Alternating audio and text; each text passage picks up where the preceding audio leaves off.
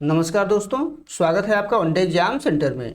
दोस्तों, आज के वीडियो में हम लोग विद्यानिवास मिश्र के निबंध मेरे राम का मुकुट भीग रहा है इस निबंध का अध्ययन करेंगे। इससे संबंधित महत्वपूर्ण तथ्यों के बारे में जानेंगे, निबंध के महत्वपूर्ण बिंदुओं के बारे में जानेंगे, निबंध के सारांश का अध्ययन करेंगे और आपसे परीक्षा में इस निबंध से संबंधित जो भी महत्वपूर्ण कोटेशन पूछा जा सकता है, जो भी महत्वपूर्ण कथन पूछा जा सकता है, उन सबका भी अध्ययन हम लोग यहाँ पर करेंगे। तो चलिए वीडियो शुरू करते हैं और सबसे पहले निबंध से संबंधित महत्वपूर्ण तथ्यों को जान लेते हैं।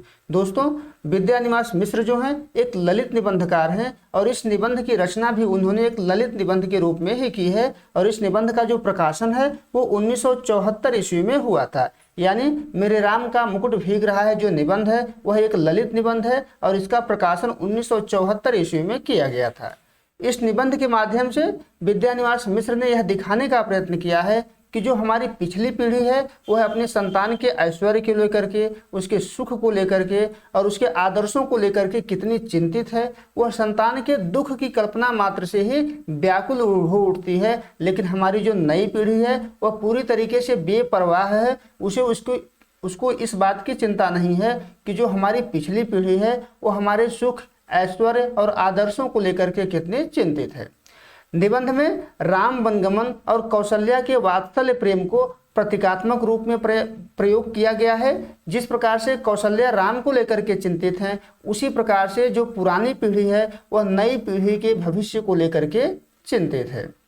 यहाँ पर जो मुकुट का प्रयोग किया गया है निबंध में वह भी प्रतीकात्मक है। मुकुट का प्रयोग प्रतीकात्मक है। यहाँ जो मुकुट है वह ऐश्वर्य का प्रतीक है, सुख का प्रतीक है और इसके साथ साथ वह आदर्श का भी प्रतीक है। यानी जो आने वाली पीढ़ी है उसके ऐश्वर्य, सुख और आदर्श का प्रतीक क्या है? मुकुट है, जिसका दिन प्रतिदिन क्षरण हो रहा है और इसी को लेकर के पुरानी पीढ़ी चिंतित है।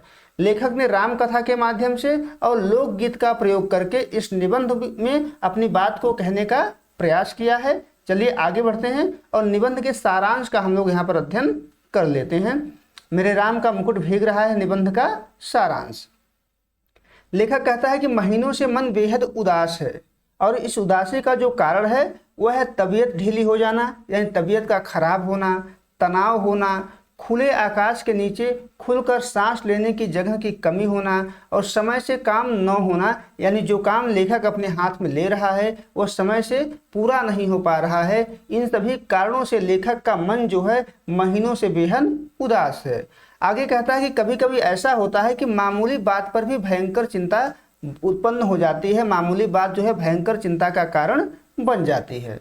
अब आगे बताता है कि अभी 2-3 रात पहले की बात है, मेरे एक मित्र रात 9 बजे संगीत कार्यक्रम में गए संगीत सुनने के लिए और उनके साथ में मेरे एक चिरंजीव यानी मेरे एक पुत्र और घर आई एक मेहमान लड़की भी गई। लेखक के घर पे जो मेहमान लड़की आई थी उसका नाम कृष्णा था। लेखक का पुत्र और वो लड़की जो थी कृष्णा, वो लेखक से अनुमति मांगने जाते हैं कि हमको भी संगीत कार्यक्रम में जाना है। लेखक जानता है कि जो शहर का वातावरण है वह असुरक्षित है, सुरक्षित नहीं है, इसलिए लेखक कहता है कि केवल 1-1.5 घंटे ही संगीत सुन करके वापस आ जाना। यानी संगीत सुनने के लिए केवल 1-1.5 घंटे की ही अनुमति उसके द्वारा दिया जाता है। जो लड़की है वो शिक्षित है, महानगरीय वातावरण में पली बढ़ी है, दिल्ली विश्वविद्यालय के एक कॉलेज में पढ़ाती है। लड़का जो है संकट बोध पर कविता लिखता है। यानी लेखक का जो लड़का है और जो लड़की है वो परिस्थितियों से निपटने के लिए सक्षम है, दोनों शिक्षित हैं। अब लेखक पत्नी के साथ रात में छत पर जो है सोया हुआ है, लेकिन रात के 12 बज गए हैं, कोई लौटा नहीं है, न तो लड़का लौटा है न तो लड़की लौटी है। लेखक की पत्नी इस बात को लेकर के चिंतित है, उद्विग्न है, वह अत्यंत व्याकुल अवस्था में है। अचानक से बारिश आ जाता है। लेखक और उसकी पत्नी कमरे में आ जाते हैं, यानी अपना बिस्तर उठाते हैं और कमरे में आ जाते हैं। कुछ देर के बाद जो लेखक की पत्नी है वह सो जाती है, पर लेखक व्याकुल है, वह चिंतित है। वह बरामदे में कुर्सी लगा करके बैठ जाता है और बच्चों का रास्ता देखने लगता है। इसी क्रम में अचानक से लेखक के मन में एक लोकगीत की पंक्तियां गूंज जाती हैं जो उसके दादी और नानी के द्वारा जाते पर गाया जाता था। जाता पुराने समय में होता था जिस पर गेहूं आदि पीसा जाता था और दादी नानी जब गेहूं पूछती थी तो उस पर लोकगीत का गायन भी करती थी। वही लोकगीत अचानक से लेखक को याद आ जाता है। लोकगीत जो है वो है मोरे राम के भीजे मुकुटवा, लक्ष्मण के भीजे पटुकवा, मोरे सीता के भीजे से नुरवा, त राम घर लौटहि। यानी यहाँ पर राम के मुकुट के भीजने की चिंता की जा रही है, लक्ष्मण के दुपट्टे की भीजने की चिंता की जा रही है और सीता के सिंदूर के भीजने की चिंता की जा रही है। और एक बताया जा रहा है कि राम घर कब लौटेंगे, इसका उम्मीद किया जा रहा है। लेखक सोचता है कि जब वो घर के बाहर होता था तब भी दादी नानी के द्वारा यह गीत विह्वल होकर के गाया जाता था और लेखक पर उसका कोई प्रभाव नहीं पड़ता था। दादी नानी इस गीत को गाती थी, व्याकुल होती थी, तो उनके व्याकुलता का, उनकी आकुलता का लेखक पर कोई प्रभाव नहीं पड़ता था। उनकी आकुलता पर उसको हंसी आती थी, उनके दर्द का आभास नहीं होता था। लेकिन वह दर्द लेखक को आज उभर कर आया है, यानी उस दर्द से आज लेखक पीड़ित हुआ है, क्योंकि उसके बच्चे, स्वयं के बच्चे बाहर गए हुए हैं। वह सोचता है कि आने वाली जो पीढ़ी है वो पिछली पीढ़ी के ममता को नहीं समझ पाती है और पिछली पीढ़ी अपने संतान के दुख की कल्पना मात्र से घबरा जाती है। यानी जो आने वाली पीढ़ी है वह अपने पिछली पीढ़ी के ममता को नहीं समझती है और जो पिछली पीढ़ी है वो संतान के दुख की कल्पना मात्र से ही घबरा जाती है, जबकि दुख उत्पन्न नहीं हुआ है, केवल उसकी कल्पना करके ही वह चिंतित हो जाता है, घबरा जाता है। लेखक का मन कौशल्या की तरफ घूम जाता है, उन लाखों कौशल्याओं की तरफ जिनके राम वन में निर्वासित हैं पर मुकुट के भीजने की चिंता लगी हुई है।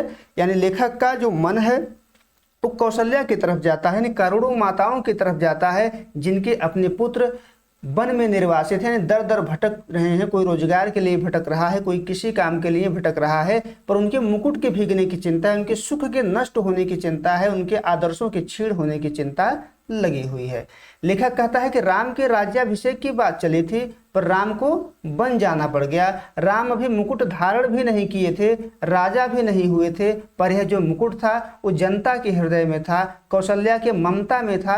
इसलिए जनता ने क्या किया, उनके सर पर मुकुट स्थापित कर दिया और उस मुकुट की चिंता राम के वन से वापस आने पर अभी भी लगी हुई है। अभी भी आम जनमानस चिंतित है कि वन में राम का मुकुट भीग रहा होगा, जबकि राम के सिर पर मुकुट था ही नहीं।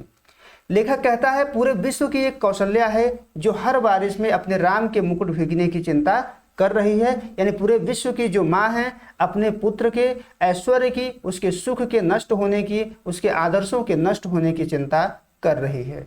यह जो मुकुट है उसके संतान के सुख ऐश्वर्य का प्रतीक है, जिसके नष्ट होने की कल्पना मात्र से ही वो पुरानी पीढ़ी जो है चिंतित है, लाखों कौशल्याएं चिंतित हैं।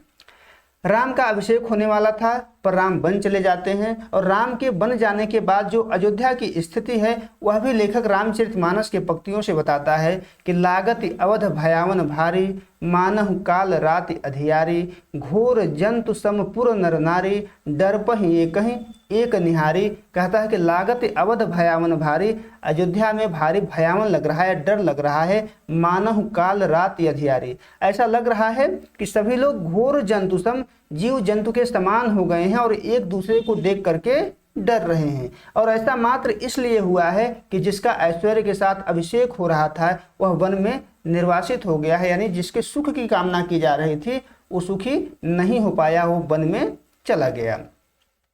इसीलिए वन जाने पर भी उनके ऐश्वर्य की ही कामना की जाती है। यानी जब राम वन में जाते हैं क्योंकि उनके ऐश्वर्य के साथ राज्याभिषेक होने वाला था, बन जाने पर भी उनके ऐश्वर्य के ही कामना की जाती है, उनके सुख के ही कामना की जाती है। और इस चिंता लगा हुआ है कि राम भीग जाए तो चलेगा पर राम का मुकुट नहीं भीगना चाहिए, राम का सुख नष्ट नहीं होना चाहिए। लक्ष्मण भीग जाए तो चलेगा पर लक्ष्मण का दुपट्टा नहीं भीगना चाहिए। सीता भीग जाए तो चलेगा पर सीता का सौभाग्य, सीता का सिंदूर नहीं भीगना चाहिए, क्योंकि यह सुख का प्रतीक है जिसकी कल्पना मात्र से ही दुख उत्पन्न हो जाता है। आगे लेखक कहता है कि राम का वन जाना सीता का दोहरा निर्वासन है। राम वन से लौट जाते हैं पर सीता फिर निर्वासित हो जाती हैं, पर इस निर्वासन में भी उनका जो सौभाग्य है, उनका जो सिंदूर है वो अखंड है, जो राम के मुकुट को प्रमाणित करता है, पर राम को उनके निर्वासन से अधिक दुख देता है। लेखक जो है बरामदे में कुर्सी पर बैठा हुआ है, वहीं पड़े पड़े सोचते सोचते 4 बज जाता है। अचानक से दरवाजे पर दस्तक पड़ी। उनके जो चिरंजीव थे, जो बेटे थे और जो लड़की थी वो भी वापस आ गए हैं। चिरंजीव जो है ऊपरी मंजिल पर नहीं आते हैं। आती कौन है? जो मेहमान लड़की है जिसका नाम कृष्णा है वह ऊपर आती है, आ करके दरवाजा खोलने के लिए कहती है।